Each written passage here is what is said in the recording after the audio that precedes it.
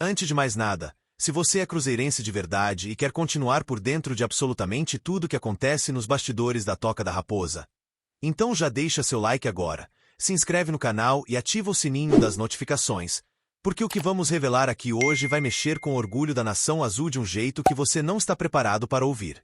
Essa história começou como uma simples negociação, mas se transformou em um enredo cheio de viradas, promessas, recuos e decisões que vão repercutir por muito tempo no Cruzeiro. O clima dentro da diretoria ficou intenso, e o que parecia apenas mais uma transação de mercado acabou revelando um jogo de bastidores impressionante. Então segura firme, porque a cada parágrafo vamos te levar mais fundo nessa história que já está mexendo com a torcida. Tudo começou há algumas semanas, quando surgiu a possibilidade real de o Cruzeiro acertar com um dos jovens mais promissores do futebol brasileiro.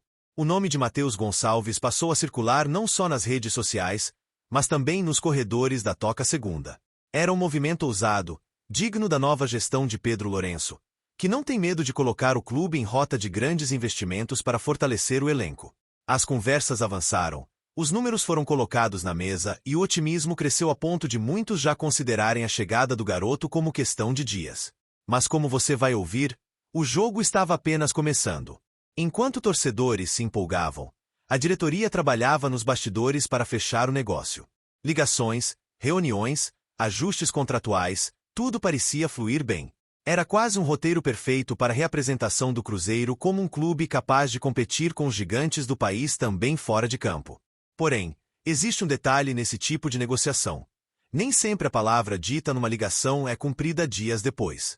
E foi justamente nessa brecha que toda a trama começou a tomar um rumo inesperado. Agora sim, a partir daqui você vai entender o que realmente aconteceu. Segundo revelou Samuel Venâncio, jornalista que vive o dia a dia do Cruzeiro, o clube já tinha tudo acordado com o Flamengo para trazer Matheus Gonçalves. O valor? Cerca de 3,5 milhões de euros por 50% dos direitos do jogador. O acerto parecia sólido, com ambas as partes demonstrando disposição para concluir o negócio. O presidente do Cruzeiro chegou a falar diretamente com o presidente do Flamengo, e tudo ficou formalmente combinado. Só que, de repente, o silêncio tomou conta do lado carioca.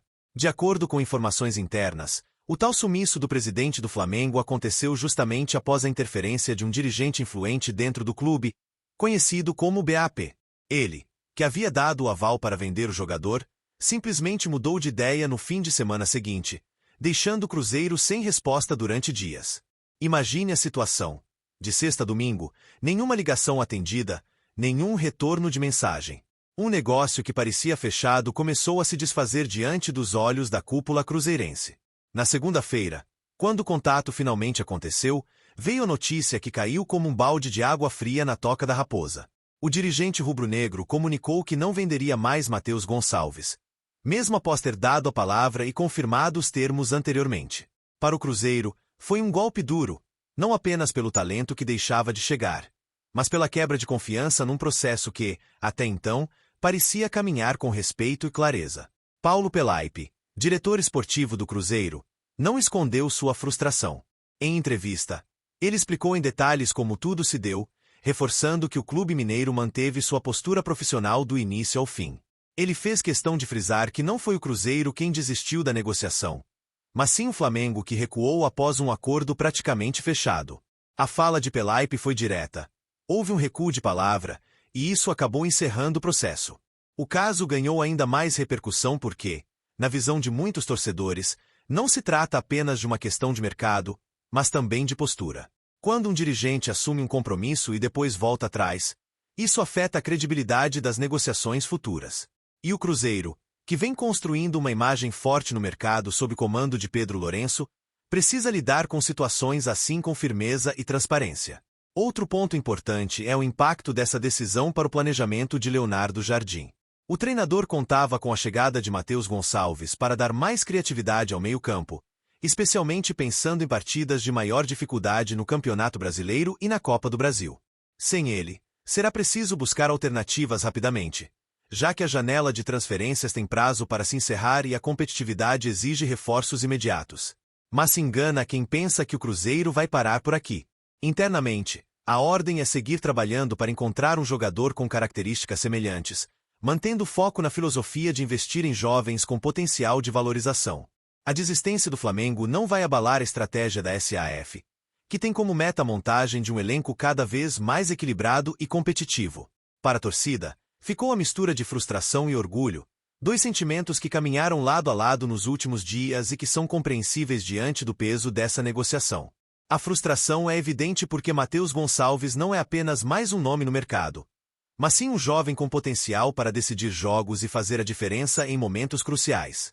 Aos 19 anos, com passagens destacadas nas categorias de base do Flamengo e já tendo mostrado flashes de talento no time principal, ele representava a chance de o Cruzeiro dar um salto de qualidade no setor criativo.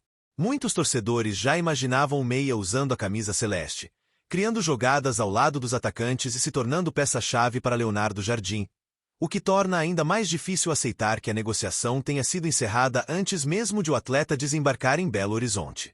Mas o orgulho também veio com força, e isso diz muito sobre a postura da torcida em relação ao momento que o clube vive. Orgulho porque, mesmo diante de um talento promissor, a diretoria não se curvou a exigências abusivas ou a um processo conduzido de maneira que fugisse aos padrões de profissionalismo que Pedro Lourenço está implementando na SAF. Foi um recado claro para o mercado. O Cruzeiro não vai aceitar ser desrespeitado em negociações e não vai agir por impulso só para agradar a opinião pública ou a ansiedade dos torcedores.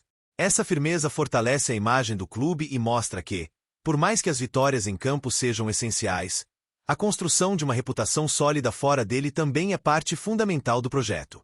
Essa postura reforça a percepção de que o Cruzeiro está, de fato, se recolocando no mesmo patamar dos grandes clubes brasileiros, não apenas pela força no campo, mas também pela sua autoridade nas mesas de negociação. Por muitos anos, a Raposa viveu momentos em que era vista como frágil no mercado, muitas vezes aceitando acordos desfavoráveis por pressa ou necessidade. Agora, a situação é diferente. A SAF liderada por Pedro Lourenço tem mostrado uma nova forma de conduzir o clube, onde o planejamento, a disciplina financeira e a clareza nas decisões são prioridades. Isso faz com que, mesmo diante de um revés como esse, a sensação que fica é de evolução e maturidade, algo que inspira confiança para o futuro. Além disso, a reação equilibrada da torcida diante desse episódio é um reflexo dessa transformação. Claro, há quem sinta o golpe da perda de um jogador promissor, mas grande parte dos cruzeirenses percebe que a construção de um clube forte não se dá apenas pelas contratações realizadas, mas também pela capacidade de dizer não quando as condições não são justas. Essa consciência coletiva, alinhada à firmeza da diretoria, cria um ambiente saudável para que as próximas negociações sejam ainda mais vantajosas e estratégicas. O torcedor entende que o Cruzeiro, hoje, está jogando o jogo dentro e fora de campo com a mesma seriedade, e isso pode ser tão importante quanto conquistar vitórias nas 4 linhas. Vale lembrar que o próprio Matheus Gonçalves via com bons olhos a mudança para Belo Horizonte. O jogador sabe que no Cruzeiro teria mais minutos em campo e poderia acelerar seu desenvolvimento, mas agora precisará seguir sua trajetória no Flamengo ou em outro clube que apareça como destino. É um daqueles casos em que a vontade do atleta não foi suficiente para superar as barreiras políticas e estratégicas impostas pelas diretorias. O episódio também serve de alerta para a torcida entender como funcionam os bastidores do futebol brasileiro. Negociações milionárias envolvem não apenas cifras e contratos, mas também relações de confiança, compromissos de palavra e, muitas vezes, disputas internas entre dirigentes. No caso de Matheus, o Cruzeiro fez sua parte, mas encontrou pela frente uma mudança de postura que não pôde controlar. Enquanto isso, o time segue focado na sequência da temporada. Leonardo Jardim já trabalha com o grupo atual, ajustando táticas e aproveitando ao máximo as peças que tem à disposição. A busca por reforços continua, mas a prioridade agora é não deixar que a frustração dessa negociação afete o clima no vestiário. A meta é clara: terminar o ano com campanhas sólidas nas competições, quem sabe, conquistar uma vaga para a próxima Libertadores. A repercussão da fala de Samuel Venâncio também foi grande porque ela confirmou, sem espaço para dúvidas, que o negócio não vai acontecer. Para quem ainda acreditava em uma reviravolta de última hora, a declaração do jornalista foi definitiva. E mais, deixou claro que o Cruzeiro não é o tipo de clube que aceita ser tratado como coadjuvante nas negociações. No fim das contas, o que fica para o torcedor é a certeza de que a atual gestão está disposta a disputar grandes nomes no mercado, mesmo que, em alguns casos, as negociações não cheguem ao fim desejado. Isso demonstra ambição e confiança no projeto que está sendo construído. E para o futuro, cada investida será mais estratégica, para evitar que situações como essa se repitam. Agora, a pergunta que fica é: qual será o próximo passo do Cruzeiro no mercado de transferências? Quem será o nome que virá para ocupar o espaço que Matheus Gonçalves poderia ter ocupado?